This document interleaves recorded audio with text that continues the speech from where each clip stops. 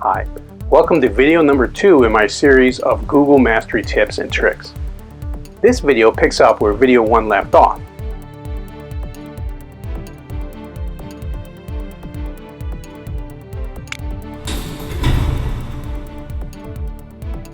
I'm Jim Costa, a photography, videography, and technology guru, and today I want to help you become a tech-savvy senior by learning secrets to find just what you need online. If you happen to find this video useful, please like it, comment below, and subscribe to my channel, Jim Costa Films. I'm going to link to the previous video on other Google tips in the comments below, as well as the next video when it goes live. There's 3 total in this series. So let's get right back into my tips and tricks for Google. I left off on tip 13, so for this video we'll start with tip number 14. Use the term define : to learn the meaning of words, including slang. Google makes it really easy to streamline the dictionary process by using the define : shortcut. So if you type define : mortgage, for example, it will give you a definition of exactly what a mortgage is. That's just a simple, easy example.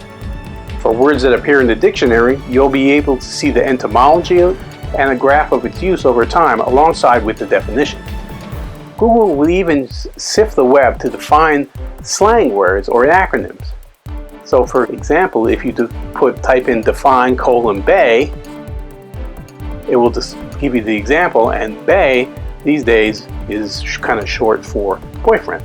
This is very helpful if you want to know whether your children and your grandchildren are sending you in the text they send you. Now you can understand what they mean. Tip number 15 is a silly one. You can actually tilt your screen by typing the word tilt in the Google search bar. This is a fun addition built in by Google engineers, so try it out yourself. When you search, type in tilt without quotations. Tip number 16 is to find sites that are similar to other sites.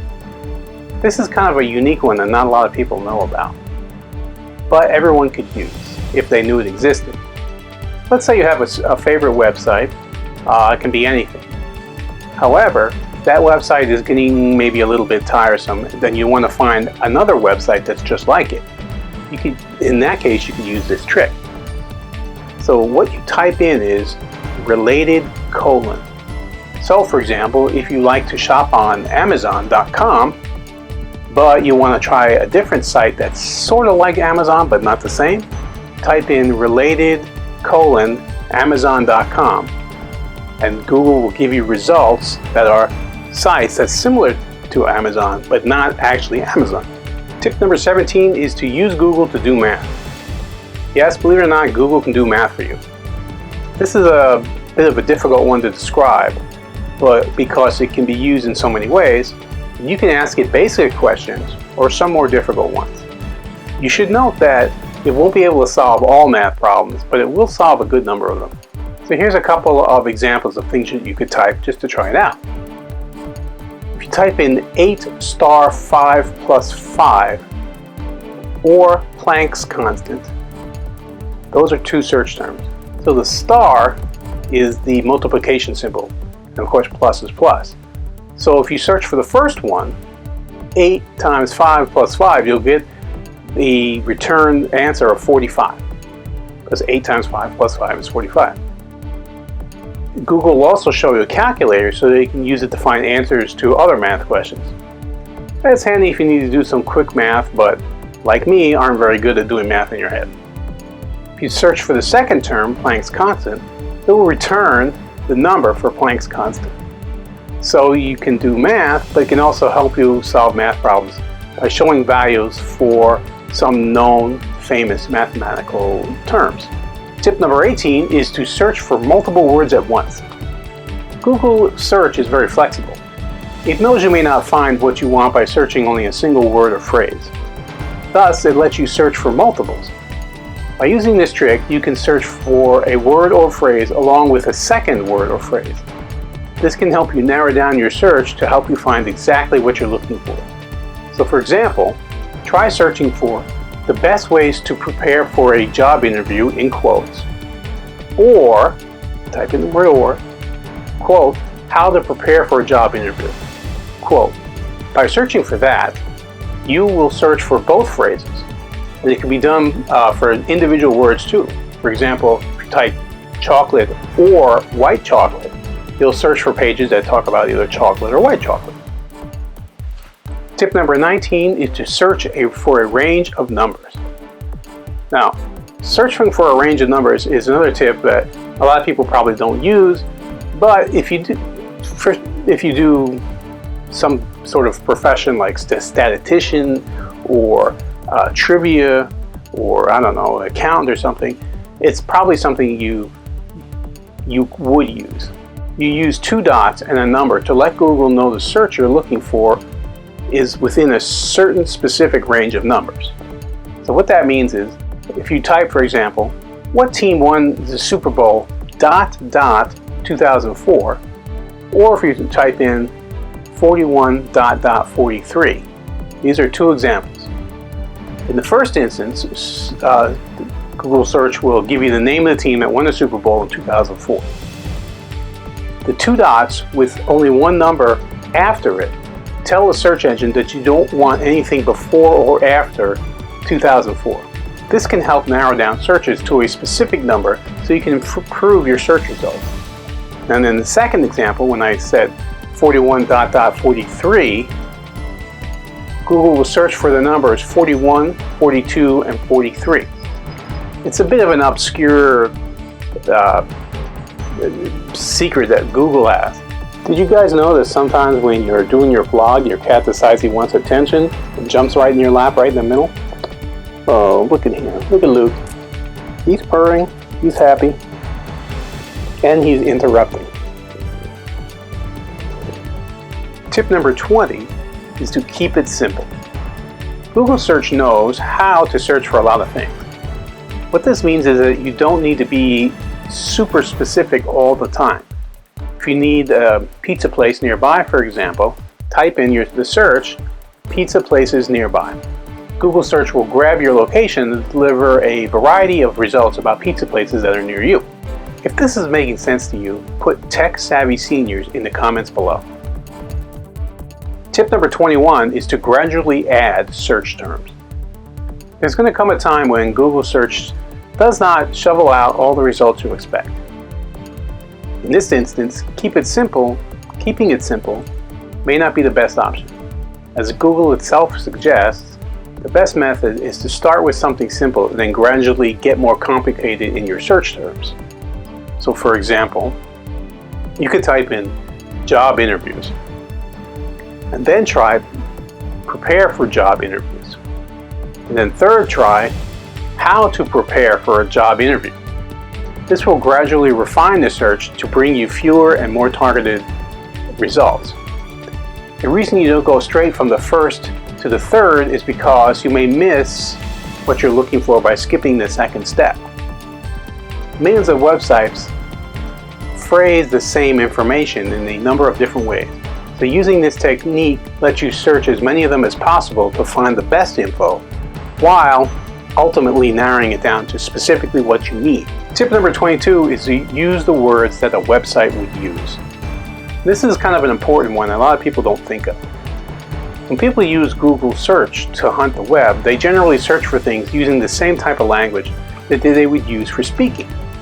Fortunately, websites don't say things the way people do. Instead, they try to use language that sounds more professional. So let me give you some examples. I have a flat tire could be replaced by the term repair a flat tire. See? My head hurts could be replaced by headache relief. And the list goes on and on. When searching, try to use terminology you would find on a professional website. This will help you get more reliable results. Tip number 23 is to use important words only. Now, the way Google search works is to take what you search for and match it with keywords in online content, stuff that's on websites. When you search for too many words, it may limit your results. That means it may actually take you longer to find what you're looking for. Thus, It is apropos to use only the important words you need when searching for something. So here's an example. Don't use, "Where can I find a Chinese restaurant that delivers?" Instead, try searching for Chinese restaurants nearby or Chinese restaurants near me, something like that. Doing this can help Google find what you need without all the clutter. So remember, keep it simple and only use the important words that you need for your search. Tip number 24 is Google Search has shortcuts. There's a number of commands that can be entered to give you instantaneous results, like the math one that I mentioned earlier. Google can immediately give you information you need that is displayed right at the top of the search result. This can save you time and effort so you don't have to click a bunch of bothersome links and pages that are not necessary to what you need. Here's a few examples of some of the commands you can enter into Google that are shortcuts. Type weather and then the zip code. This will show you the weather in a given zip code. You can also use a town or city name instead of area codes or zip codes. But if you use the area codes, it may not be 100% accurate if there are multiple area codes within the city. San Diego is a good example. They have area codes 619, 760, and 858. So if you type in the area code, it may give you the weather in downtown San Diego, and then you live in North County where the weather is very different. Which is why I recommend just using the name of the city you live or the specific zip code of the area. Google is a fun place to work. So here's a silly one that the engineers built into the system. Type in what is star celebrity name star bacon number. And this is a kind of a silly one that will tell you how many connections any given celebrity has to famed actor Kevin Bacon. You know, it's kind of like the popular urban legend joke, 6 degrees of Kevin Bacon separation. Supposedly there is no actor that is more than 6 connections away from Kevin Bacon. Here's another shortcut that you can do. Type in time and the place. This will display the time in whatever place you type in, anywhere in the world. You can also check any stock by typing its ticker name into Google. So for example, if you search GOOG, the stock name for Google, it will check the stock prices for Google. These quick commands can take a web search that is usually multiple clicks and condense it into a single search. And this is very helpful for information that you need repeatedly or instantly, or even when you're searching on a mobile device where it's a lot harder to type than on your computer. Tip number 25 is that spelling doesn't necessarily matter. It might, but it might not. Google search has gotten a lot smarter over the years, and these days you don't even need to spell words correctly. As long as it's pretty close to what you need, Google can usually figure out what you're talking about. This trick is great if you happen to forget how to spell something, or like me, you don't know how to spell. This trick is also helpful for obscure words, maybe that you are not familiar with. It also applies to capitalization and grammar as well. Tip number 26 is to use descriptive words. So pretty much everything can be described in multiple ways. If you have trouble finding what you're searching for, keep in mind that people may search or define what you need in a different way than you do. So for example, you could search for how to install the drivers on a Mac, when what you really mean is troubleshoot driver problems on Mac, say for your printer drivers. If you search for something and can't quite find the answer, try asking the same question using different words and see if that helps your results.